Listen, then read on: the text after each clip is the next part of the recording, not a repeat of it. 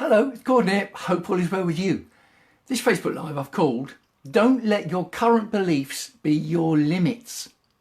And it's looking at another one of my quote images, and I will post the quote image below this video once I've posted the video. A little video I took on a photo that I took 31st of July back in 2016. And the words work just as well today as they did 3 years and a couple of days ago. And the rest of the quote image says, don't let your current beliefs be your limits, ...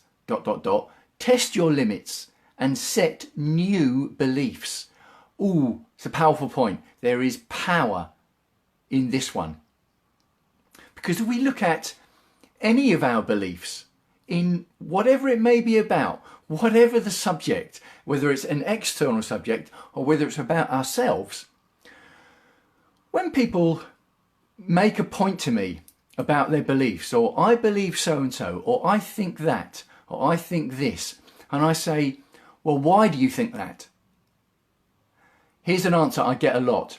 Oh, I don't know. Or another answer I get, oh, well, just because. Got a little notification there saying one of my other apps had closed, but I'm going to carry on. So someone says, oh yeah, they believe this, but they don't know why.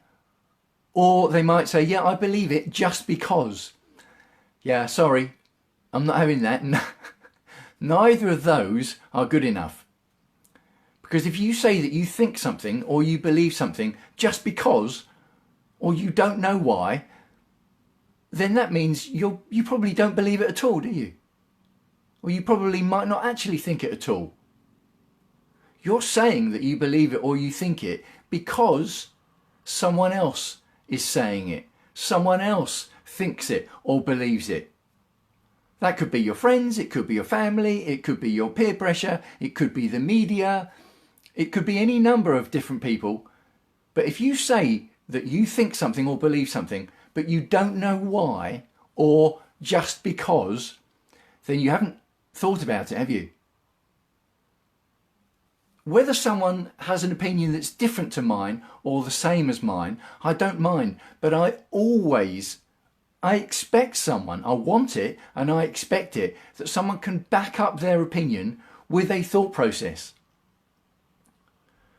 So if I say to them, well, why do you say that? Why do you think that? Why do you believe it? I expect them to be able to come up with an answer. And fair enough. If someone says to me about my thoughts and beliefs, well, why do you think that? I would expect myself to be able to come up with an answer. So if someone throws that back in my face, I will take it on board. If someone says, well, you can't back that up with a thought process or an answer, I will either say, well, yes, I can. Or if I can't, I will say, yeah, you know what, you're right. I will go and investigate and analyse and think about that point. It is hugely powerful because it's powerful about how we interact with the world at large, whether that is our friends, our family, our peer pressure, our work colleagues. It's important about how we react with these sets of people, and it's vital, absolutely critical about ourselves and internally about what we do in the 5 key areas of life: health, wealth, career, relationships and lifestyle. Because in any or all of those areas, our results, our consequences are dictated by our actions, and our actions are dictated by our thoughts and our beliefs. So you can see how important it is that our own internal thoughts and beliefs, we have to be able to back them up to ourselves. So if we're telling ourselves, oh no, I can't do that, but you can't tell yourself why you can't do it, you're just saying, oh well, I can't do it because. Oh, I can't do that, but I don't know why. Again, I'm not having it. That is an excuse, isn't it? You haven't actually thought about it. It could be that you just don't want to do it, or you can't be bothered to put in the work to do it, or you're afraid to do it,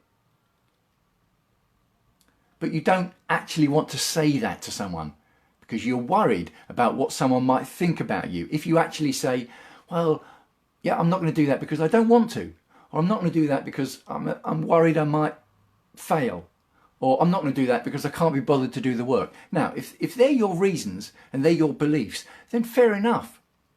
But don't hide behind, oh, I don't know, or just because.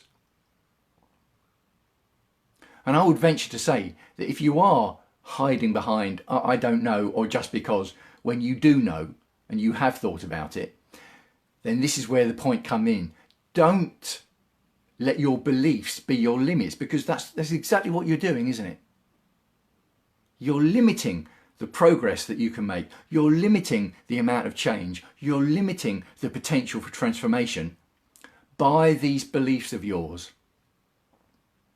But if you actually test the limits, you can set new beliefs, can't you? Instead of saying, oh, I can't do it just because, actually try. Try and take some action. And then what will happen, this is where the power is, you are changing everything. You are moving the goalposts. Because you might take that first step and you think, well, hang on, that wasn't anything like as bad as I thought it was. I can do it. I can do this. One simple change in your beliefs, bang, you've changed your limits. And then, of course, you're telling your brain, well, I can test my limits again, can't I? I can change my limits again. Now, what happens to a lot of people is they will take that first step and it doesn't go as well as they thought, or it goes worse than they thought. And then they will say, see, I told you I couldn't do it. Well, hang on. After one step, you're saying that you can't do it because it didn't go as well as you thought. Again, you are limiting yourself by your beliefs. All the power that we've got in our head up here. Because yes, the first step might not have gone as well as you thought.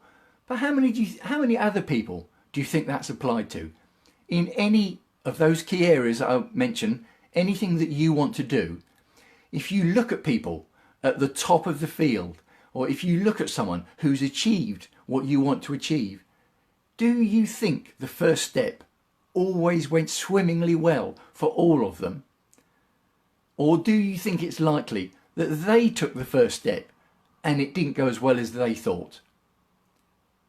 But instead of saying, oh, well, yeah, right, see, I told you I can't do it. Instead of doing that, what they did was say, well, I'm going to try again. Or they said, what do I need to go away and learn before I come back to it? What new skill do I need to develop?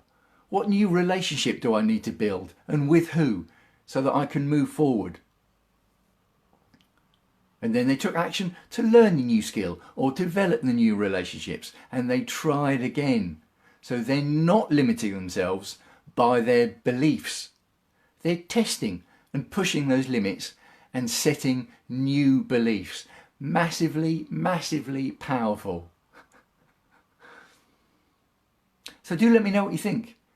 Do you have beliefs that you can't actually back up with a thought process? That if someone else said to you, well, why do you think that? You would say, well, I don't know. Or you would say, well, just because. Or do you find that irritating and annoying when people say that to you? Now, I understand that people have all sorts of reasons why they might say, I don't know, or just because. But nevertheless, isn't it better? Aren't you much more centered and the genuine, authentic you if you do have a thought process and if you do have a reason behind those things that you say, those things that you think, and those things that you believe?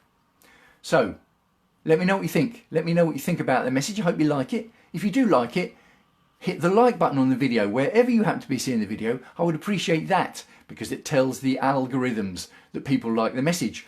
And I genuinely want to spread the message as far as possible. So I would appreciate that. And leave a comment below wherever you happen to be seeing this video. Okay, signing off for now. Wishing you, as ever, health and happiness. and I'll speak to you again soon.